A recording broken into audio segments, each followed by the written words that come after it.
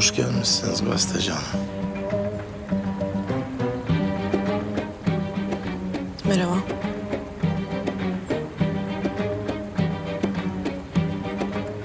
Bir üzerini arasak iyi olacak.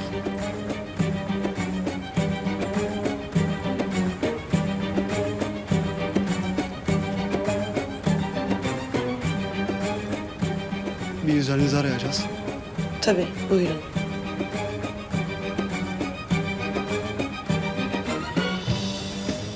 Korkma korkma. Sadece formalite.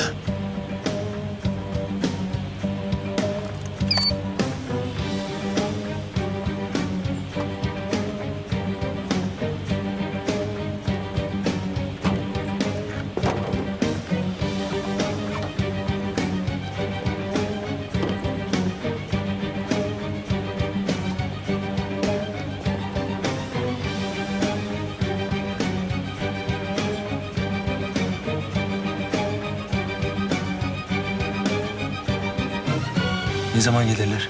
20-25 dakika. Ulan o 25 dakika geçmez şimdi ya.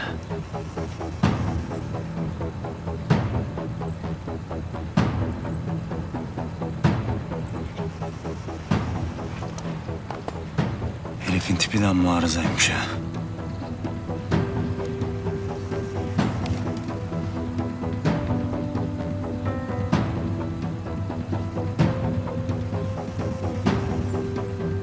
Merak etmeyin, ben temizim. Burada olduğumdan kimsenin haberi yok. Küçük bir önlem sadece.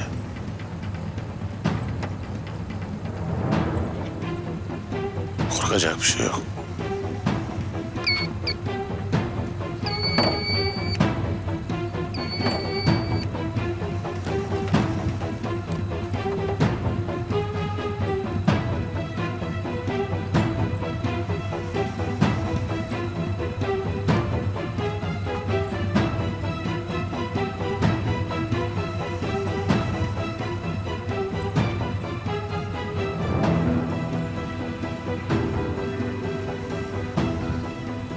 Bu ne lan? Benim değil bu.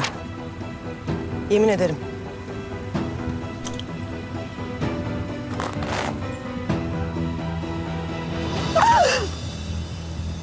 Ajansın. Ajansın. Değilim.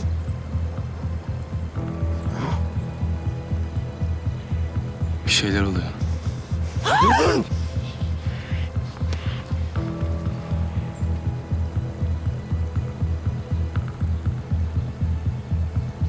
Lanet olsun.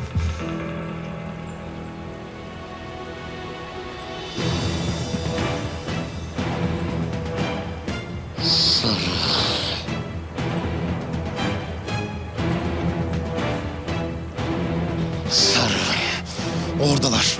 Diğerleri de geliyor. Gebertin şu puşları çabuk. Çabuk. Gördüler.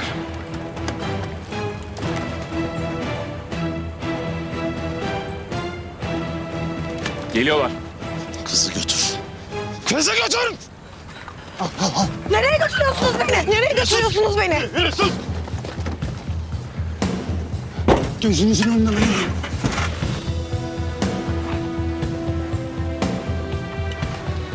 Etrafımızı sarıyorlar.